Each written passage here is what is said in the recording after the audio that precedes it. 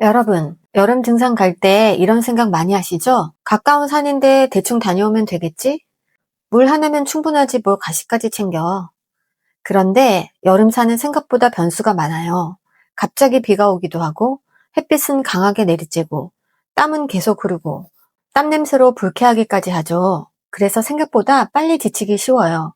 실제로 저도 낭패 본 적이 몇 번 있는데요. 출발할 때는 분명히 맑았는데 산 중간쯤에서 소나기가 쏟아져 고생한 적도 있고요. 모자 하나만 믿고 올라갔는데 목 뒤는 뜨겁고 땀은 계속 흐르고 기분 좋으려고 갔던 산행을 망친 적도 있어요. 또 한 번은 빈속에 여름 산행하다가 하산할 때 손발 저림이 너무 심해서 119에 실려간 적도 있답니다. 그래서 여름 등산은 여름 상황에 맞는 사소하지만 작은 준비물들을 챙기는 게 중요해요. 오늘은 여름 산행할 때 안 가져가면 후회하기 쉬운 준비물들을 4가지 상황으로 나눠서 이야기해 볼게요. 비 올 때를 대비해서 여름 산행에서 제일 당황스러운 순간은 갑자기 비를 만났을 때인 것 같아요. 출발할 때는 맑았는데 산 중간쯤 가니까 하늘이 어두워지고 비가 후두둑 떨어질 때가 종종 있죠. 이럴 때 첫 번째로 챙기면 좋은 게 일회용 우비입니다. 가벼운 산행이라면 일회용 우비 하나만 있어도 갑작스러운 비를 피하는데 충분해요. 비가 오면 몸이 젖는 것도 불편하지만 배낭 안에 있는 물건들이 젖으면 더 난감하죠. 휴대폰, 보조 배터리, 지갑, 간식이 젖으면 산행 내내 불편하고 특히 휴대폰은 길찾기나 연락할 때 안 되면 큰일이잖아요. 그래서 우비만 챙기지 말고 배낭 커버도 같이 챙겨주세요. 여름 산행에서 타올은 땀 닦는 용도만 있는 게 아니죠. 비를 맞고 나면 얼굴, 목, 손이 젖고 그 상태로 바람을 맞으면 체온이 훅 떨어질 수 있어요. 이럴 때 비 맞은 뒤 물기 제거할 때도 좋고 갑자기 추워질 때 목에 둘러도 좋아요. 일반 수건보다 가볍고 빨리 마르는 스포츠 타올이 여름 산행에는 더 유용합니다. 스패츠는 등산화 위쪽과 바지 아랫단을 덮어주는 장비인데요. 주로 겨울에 많이 사용하지만 여름에도 아주 유용해요. 비 온 뒤 산길을 걸어보면 풀에 맺힌 물, 흙탕물, 작은 돌들이 신발 안으로 들어올 때가 많더라고요. 그때 스패츠가 있으면 양말 젖는 것도 피할 수 있고 발이 불편해지는 것도 줄일 수 있어요. 비 올 때를 대비해서 일회용 우비, 배낭 커버, 스포츠 타올, 스패츠 꼭 챙기세요. 햇빛과 땀에 대비해서 여름산에서는 덥다 해서 끝나는 게 아니라 몸이 지치고 어지럽고 심하면 온열 질환으로 이어질 수 있어요. 그래서 여름 등산에서 햇빛과 땀을 대비하는 준비물은 생각보다 아주 중요해요. 모자는 여름 산행에서 거의 필수입니다. 머리와 얼굴에 햇빛이 계속 닿으면 자외선으로 인해 두피와 피부가 손상되죠. 가능하면 통풍 잘 되고 챙이 있는 모자가 좋아요. 여름에 산을 걷다 보면 얼굴보다 더 쉽게 타는 부위가 있는데요. 바로 목 뒤입니다. 목 뒤가 계속 햇빛에 노출되면 체감 피로가 확 올라가요. 이럴 때 하나 챙겨두면 생각보다 정말 자주 쓰이는 아이템이 기능성 스카프인데요. 목에 두르면 목 뒤 햇빛을 가릴 수 있고 머리에 두르면 모자가 커버하지는 못하는 부분까지 커버가 되더라고요.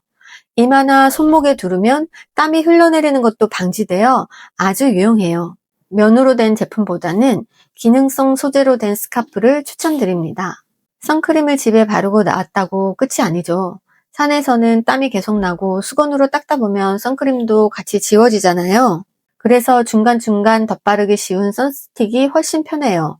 손에 묻지도 않아서 아주 좋더라고요. 선글라스는 멋으로만 쓰는 게 아니라는 것 다들 아시죠? 여름 산에서는 강한 햇빛 때문에 눈도 쉽게 피로해질 뿐만 아니라 자외선에 오래 노출되면 나이 들수록 황반변성 같은 안질환에 걸릴 확률이 높아지니까 미리미리 예방하자고요. 여름에 긴 팔은 덥고 반팔만 입자니 팔이 너무 타잖아요. 그럴 때 팔토시가 아주 유용해요. 햇빛은 가려주고 더우면 잠깐 벗을 수도 있잖아요.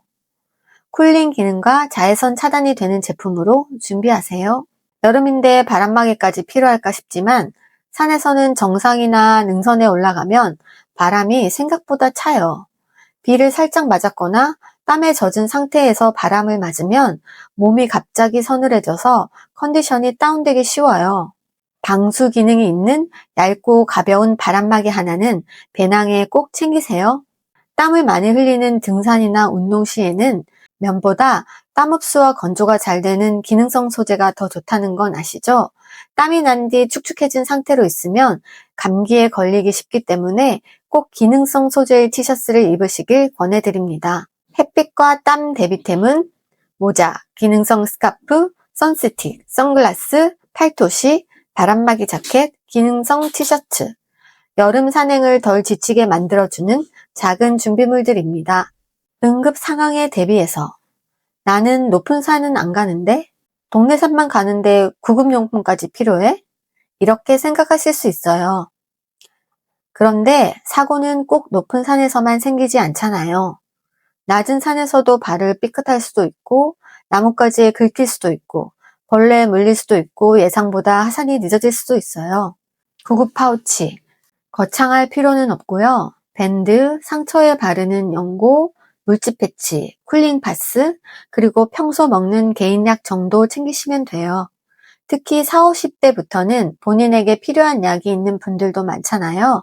그런 약은 산행용 파우치에 따로 챙겨주시길 바래요. 헤드랜턴. 이건 정말 추천드리고 싶어요.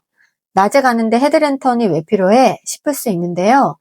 산에서는 생각보다 하산이 늦어지는 일이 있을 수 있어요. 그때 휴대폰 플래시로 버티면 한 손을 써야 하고 배터리도 빨리 닳아요. 헤드랜턴은 두 손을 자유롭게 해주니까 어두운 길에서는 훨씬 안전해요. 여름 산에는 벌레가 아주 많잖아요. 모기, 진드기, 작은 날벌레들, 특히 풀숲이나 습한길을 지나갈 때는 해충 기피제가 있으면 훨씬 편해요. 그리고 저만의 꿀팁이 있는데요. 인공 눈물과 넥 선풍기예요. 날벌레가 눈에 들어갔을 때 인공 눈물을 챙겨두면 아주 유용하게 쓰이더라고요. 그리고 넥밴드를 사용하면 벌레들이 달라붙는 정도가 훨씬 덜했어요.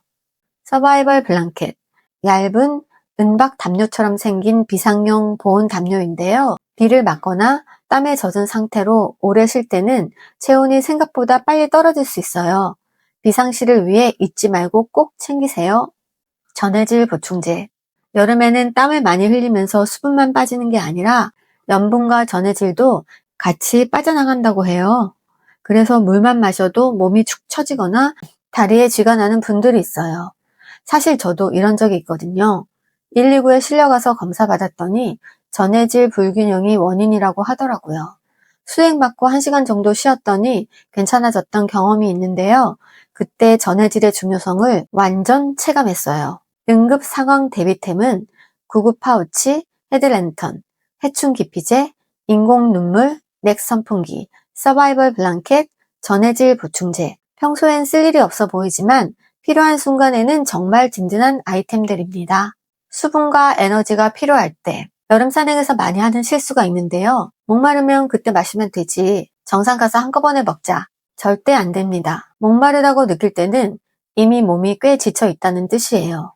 여름 산행에서는 반드시 갈증 나기 전에 마시고 완전히 지치기 전에 조금씩 먹는 게 아주 중요해요. 물은 너무 당연하지만 제일 중요하죠.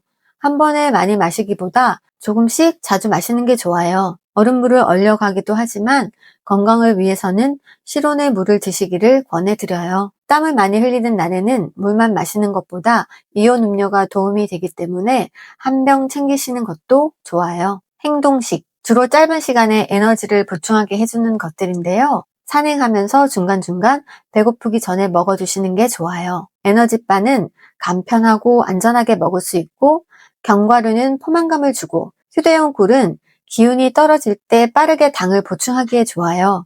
요즘은 꿀스틱처럼 작게 포장된 제품도 있어서 챙기기 편하더라고요. 그리고 마지막으로 제가 드리고 싶은 작은 팁이 있는데요. 바로 소금이에요. 땀을 많이 흘리면 몸에서 염분도 같이 빠져나가는 건 아시죠? 앞에서도 말씀드린 것처럼 119 사건 이후로 저는 등산 갈 때 염분 보충을 위해 꼭 자색 죽염을 작은 통에 넣어 다닌답니다. 땀을 많이 흘리는 여름 산행에서는 소금 한 꼬집이 의외로 도움이 될 때가 있다는 걸 저도 경험으로 알게 됐어요. 단 혈압이 높거나 염분 조절이 필요하신 분들은 본인 건강 상태에 맞게 적용하시길 바래요. 수분과 에너지 보충 아이템, 물, 이온 음료, 에너지바, 견과류, 휴대용 꿀, 소금, 그리고 위생을 위해 손소독제도 함께 챙기세요. 이상으로 여름 등산할 때 안 가져가면 후회하기 쉬운 준비물들에 대해 이야기해 보았는데요. 이런 아이템들은 하나하나 보면 별거 아닌 것 같지만 여름산에서는 하루 산행의 컨디션을 완전히 바꿔줍니다. 특히 40, 50대부터는 내 몸을 아끼면서 오래 즐기는 산행이 훨씬 중요하니까 이번 여름 산에 가실 때는 가까운 산이니까 괜찮겠지 하지 마시고